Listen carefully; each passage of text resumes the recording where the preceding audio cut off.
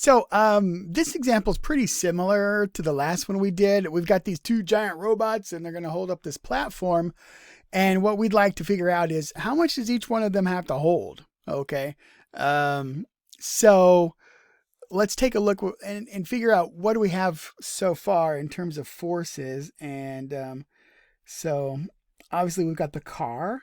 Okay. And it's going to have a weight. Let's call it mcg. So mass of the car times g, and that's 500 times g is what that's going to be.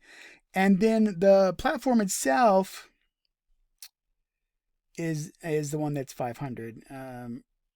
But it's let's call it mpg, just like that. Okay.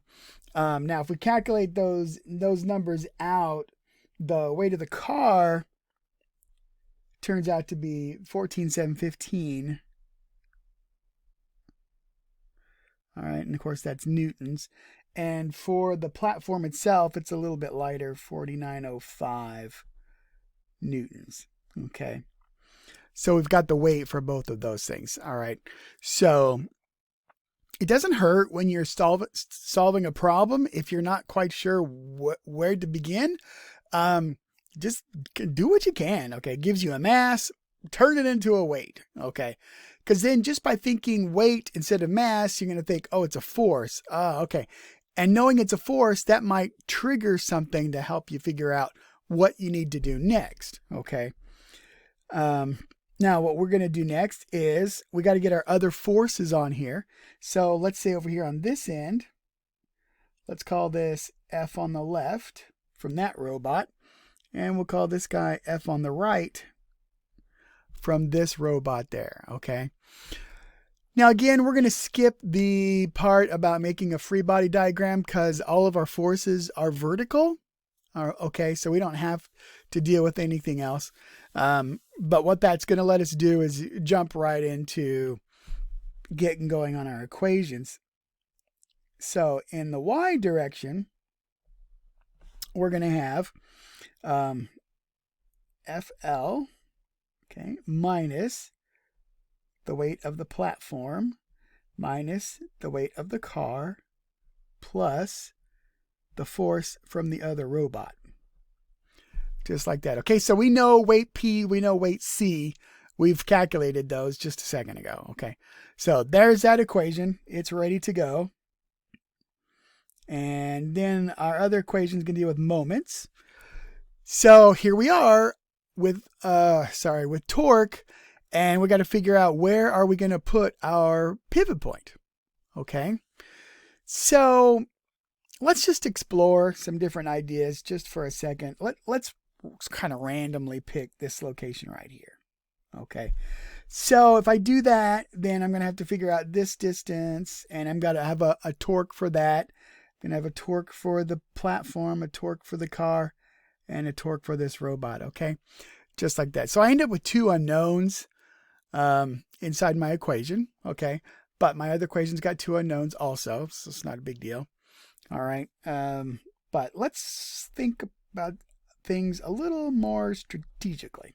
Okay, if we put our pivot at a force, then that means we don't get any torque from that force. All right, so for example, if we put our pivot right here, mathematically, then the weight of the platform has a moment arm of 0, so we get 0 torque out of that thing. That won't show up in our equation. All right, if we put it over here on our car, same thing. Now there's no torque from the car in our equation. All right, now those are bad choices as places to put our pivot because we know what those forces are. Okay, so why would we drop that out? Instead, let's put our pivot over here. Now I get no torque from FL. So that means FL doesn't appear in my equation. So watch what happens with my equation here. All right. We start with the weight of the platform. Okay, WP here. There's WP. There's the weight of the car. Okay. So I'm going to have here WP, and that's over here. 1, 2, 3. Let's say it's over there, a distance of 3. And so WP times 3. All right. And then it's actually negative right there. And my next one's going to be negative 2, which is going to be WC at 4 plus FR over there at 1, 2, 3, 4, 5, 6 equals 0. Okay.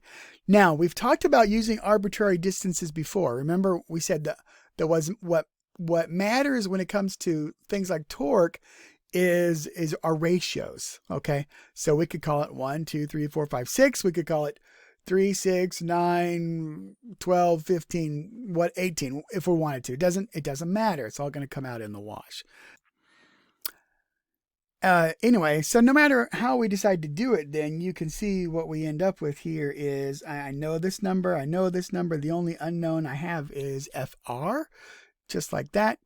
And so FR then turns out to be, with sig figs, it's going to be 12,300, just like this. And I would take that number right there and plug it in over here to figure out then that FL is 7360. Okay, just like that. So that's how I could get those numbers there. Okay, so we're going to look at another one here. Okay, so we got 2 robots holding up our platform again, but there's something different in this particular case. All right, so the Corvette it's outside of where the robot is pushing. Okay, the robots are holding on their heads. It's outside. So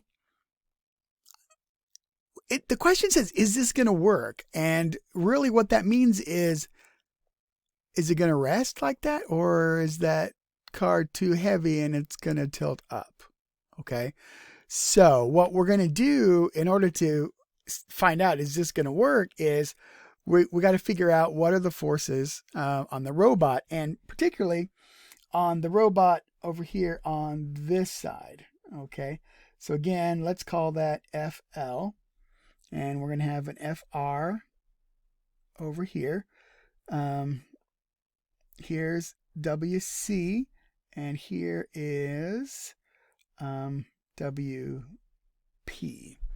Okay. Again, in terms of what's happening vertically, all right, it's pretty easy situation to deal with.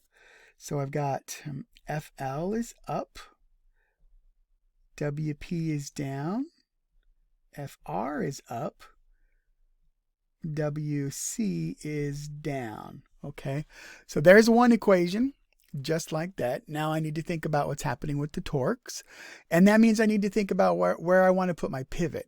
Okay, and just like we're learning, we've seen in previous examples, our choice of where to put our pivot could make things difficult or easy for us. Okay, and all we're really interested in here is FL.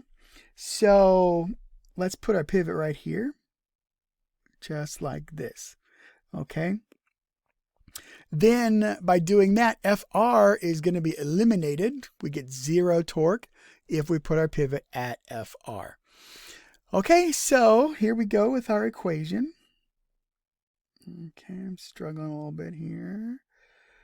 All right, so this guy is going to produce a negative torque that way. All right, and so we're going to have minus FL, and it's at a distance of 1, 2, 3, 4, like this. Then we got WP, and it's going to produce a positive torque, and it's at a distance of 2. All right, and then FR is going to produce a negative, so we got minus FR, and it's a distance away of 1.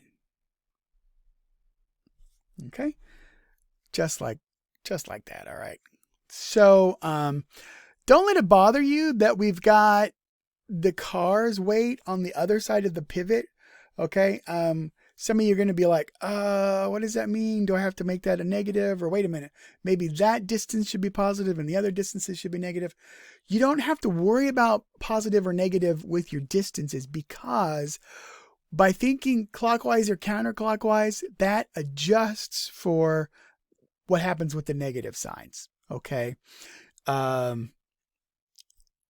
These are really cross products that we're dealing with, okay?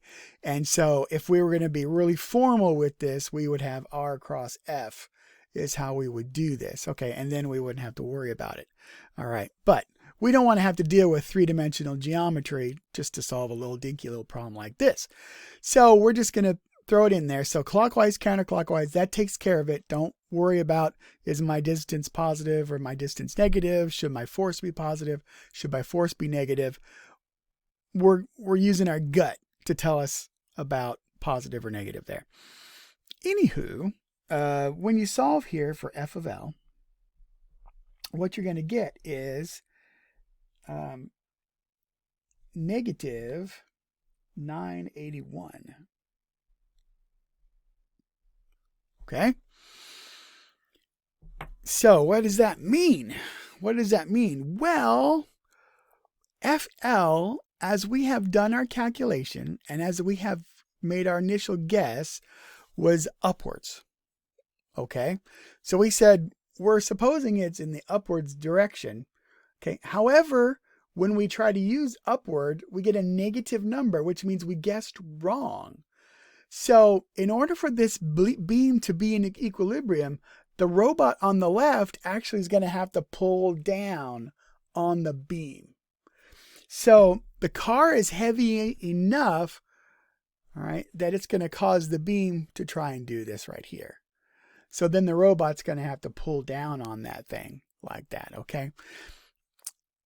A negative sign in an equilibrium problem just means that your guess was in the wrong direction, okay?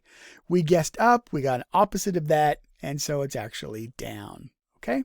So you should know that if you end up getting the wrong sign, okay, that's okay. It's not a big deal. It just mean, when you write your answer down, just say it was going the other way, okay? You don't have to go back and rework the whole thing, all right? You're good to go there. Okay, I just have one more example I'm going to do for you in our next video.